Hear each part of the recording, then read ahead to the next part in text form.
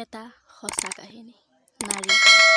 ৰাতিপুৱা 10টা বজাত লৈকে শুই থকা ছোৱালীজনী বিয়া হৈ আন এখন ঘৰত 6টা বজাতে সকলো কাম কৰি আজৰি হৈ যায়।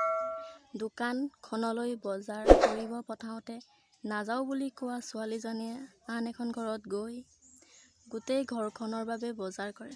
বিচনাত চাহকাপ দিয়া মাকজনীক এৰি আন এখন ঘৰত গৈ গোটেই মানুহবোৰক চাহ কৰে। যিটো বস্তু লাগে তাকেই কিনি দিয়া মাক দেউতাকক এৰি এনে এখন ঘৰলৈ গুচি যায় য'ত প্ৰত্যেকৰ কথা ভাবি চিন্তা ক'ব লগা হয়। খং কৰিলে চিঞৰি দিয়া ছোৱালীজনী আন এখন ঘৰলৈ বিয়া হৈ নিশ্চুপ হৈ চুকত বহি থাকিব লগা হয়। সন্মুখৰ আগত ভাত বাঢ়ি দিয়া মাক দেউতাকক এৰি আন এখন ঘৰলৈ যাব লগা হয় য'ত সকলোবোৰ ৰান্ধি খুৱাই নিজে শেষত অকলে খাব লগা হয়। সাধাৰণ নহয় নাৰী হৈ জন্ম লোৱাটো।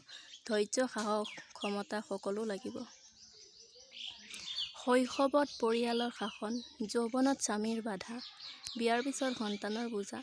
নাৰী ৰূপে জীয়াই থাকিবলৈ সঁচাই বহুত সাহস আৰু ধৈৰ্যৰ প্ৰয়োজন।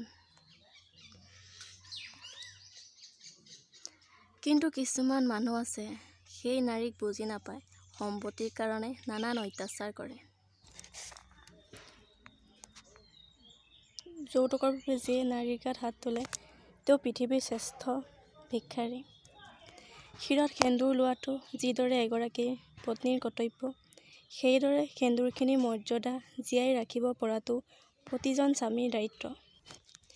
ভিডিঅ'টো যদি ভাল লাগিছে, যদি ভিডিঅ'টোৰ মতে একমত, লাইক, কমেণ্ট, শ্বেয়াৰ কৰিবলৈ নাপাহৰিব